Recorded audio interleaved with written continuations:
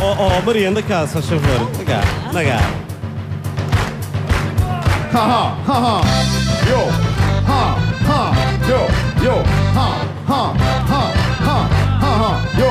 Come on, come on. Yeah. Qualquer dia nesta terra ter emprego é um luxo. Já dizia o meu avô, o velhota que era A bruxo. gasolina vai subir, o IVA rouba-nos o guito. Mas se queres ter um emprego, levas é com um manguito. Toda a gente despedida, desemprego é às passadas. Mas as contas dos gestores estão cada vez mais inchadas. Não sobe, nunca sobe, vai abaixo, cai a pique. Desemprego é uma praga, é formiga, é piquenique. Ai que medo, desemprego. Eu já estou a ver-me grego. Para quem vou trabalhar se ninguém me vai pagar? Desempregado Maria, desempregado fé. Vamos dar socorros, no emprego, no respeito. Já não tenho nem mulher, nem família, nem amigos. Mais um mês ou mês e meio vou ser mais um sem-abrigo. Ouça bem esta pergunta, ministro Vítor Gaspar. Mas como é que eu pago impostos se nem estou a trabalhar? O desemprego anda a bombar, já chega a 15%. Dá vontade de nadar com barbatanas de cimento. E o governo o que é que diz? Diz que é bom é ir embora. Mas para quem não tem salário nem Brasil, demora para. Ai que medo, desemprego. Eu já estou para lá de grego. Como é que eu vou para o estrangeiro?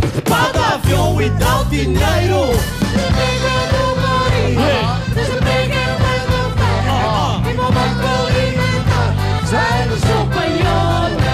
O Soares anda a dizer, enjoado e com azia, que assim tanto desemprego emagrece e É arrepia. normal que sinta medo num país tão atrasado. Por muito a sapar, o bochecho foi multado. Acontece que essa multa paga ao Estado, ganda pato. Mas a mim ninguém me paga, nem maçãs de corato. Hoje vão os belos tempos a sonhar com o meu aumento. Mas agora eu só queria não ser dos 15%. Ai que medo, desemprego. Quem se vê tu que é o grego. Continua assim a luta. Somos filhos da labuta.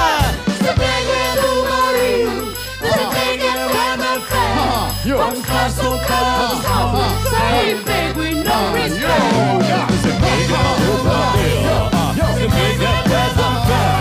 E vou bem para alimentar. Sancho Paiole. É sexta-feira.